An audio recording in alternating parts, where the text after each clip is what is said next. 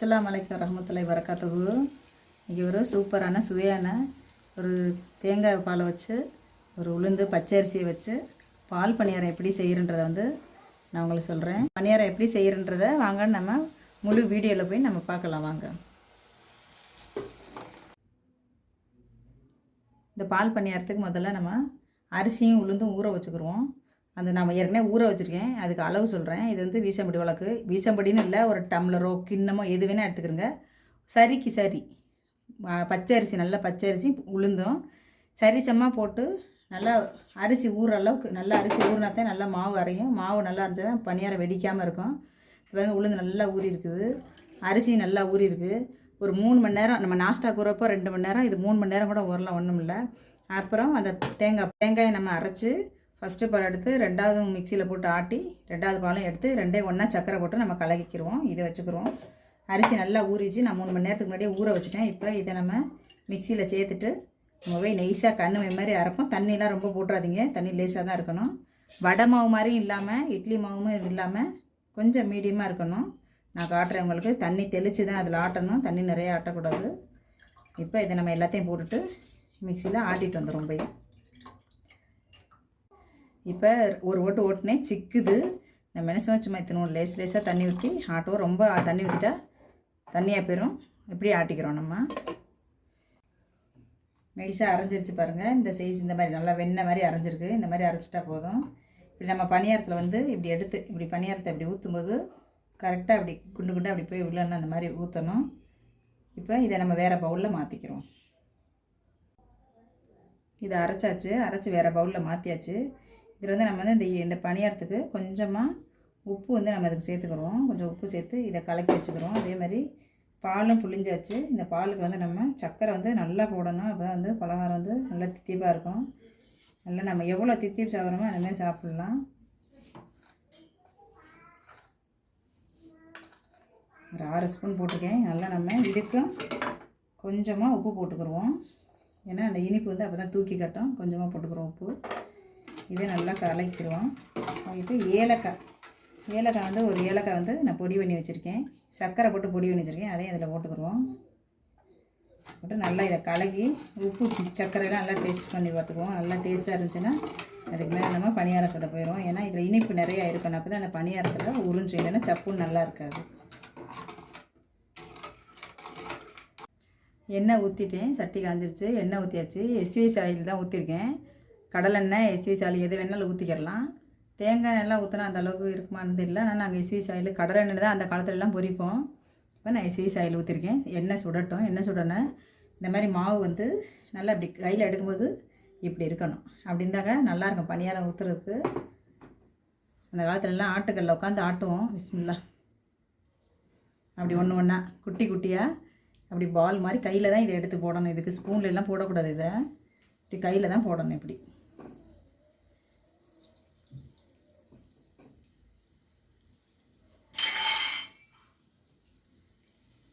இதை நல்லா நைஸாக ஆட்டிருங்க. ஏன்னா இதில் உளுந்து ஒரு துண்டு சின்ன உளுந்து இருந்தாலும் பணியாரம் வெடிக்கும். அதனால் நல்லா நைஸாக ஆட்டிருங்க. எவ்வளோ நைஸாக கண்ணுமை மாதிரி ஆட்டுறீங்களோ அவ்வளோ நைஸாக ஆட்டிருங்க.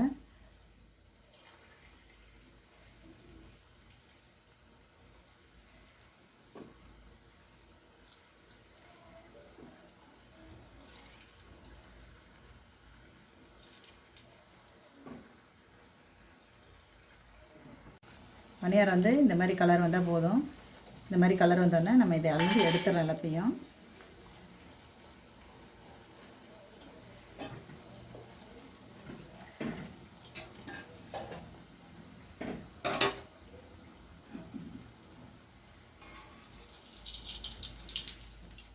போதும், இந்த கலர் இருந்தால் போதும். இந்த கலர் தான் இருக்கணும்.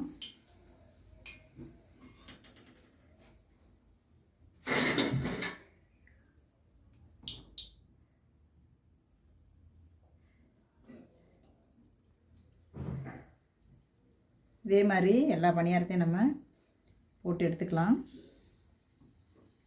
கொஞ்சம் தூர போடுங்க, ஏன்னா எல்லாம் ஒன்றா சேர்ந்துக்கிறோம்.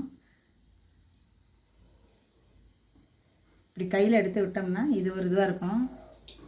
குட்டி குட்டியாக பால் பாலாக போடணும். கரண்டியில் விட்டோம்னா அந்த அளவுக்கு வராது. இது கையில் தான் போடணும் இந்த பணியாரத்தை. இந்த மாதிரி எல்லா பணியாரத்தையும் நம்ம போட்டு எடுத்துருவோம். எல்லா பணியாரத்தையும் போட்டு எடுத்துகிட்டு அதுக்கப்புறமா பாலில் போடுவோம்.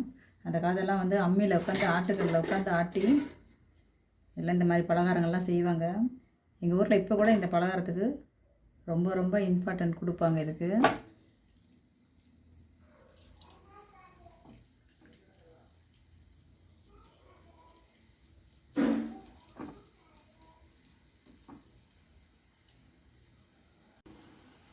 சட்டி நல்லா சுட்டுட்டோன்னே நீங்கள் போட்டிங்கன்னா ஒவ்வொரு பணியாரமாக இப்படி மேலே வந்துடும். ஒரு பணியாரம் வந்தோடனே நம்ம ஒன்று ஒன்றா போட்டோம்னா தனியாக இருக்கும்.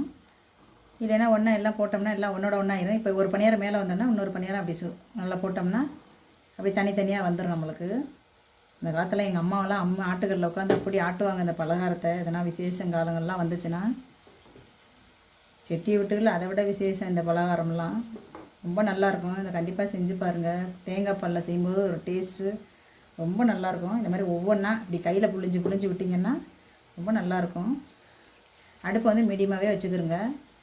கனமான பாத்திரம் எடுத்திங்கன்னா உங்களுக்கு வந்து தீயாது. அதனால தான் கனமான பாத்திரங்களை வந்து பலகாரங்கள் செய்யும்போது யூஸ் பண்ணால் நல்லது. இந்த மாதிரி ஒவ்வொன்றா அப்படி போட்டுக்கிறோங்க. இப்படி லைட்டாக இப்படி ஆட்டி விட்டுக்கிறோங்க. ஏன்னா பலகாரம் வந்து நல்லா இந்த மாதிரி அழகாக வந்து கலர் இந்த மாதிரி அழகாக வந்துடும். நெய்ஸாக அரைச்சிருங்க மாவை மட்டும். ஏன்னா மாவு உளுந்து இருந்துச்சுன்னா பட்டுன்னு வெடிக்கும். நல்லா நெய்ஸாக ஆட்டிட்டீங்கன்னா இந்த மாதிரி நல்லாயிருக்கும். இந்த மாதிரி தண்ணியும் ரொம்ப பார்த்து ஊற்றிடுங்க. ரொம்ப பார்த்து கேர்ஃபுல்லாக தண்ணி ஊற்றணும்.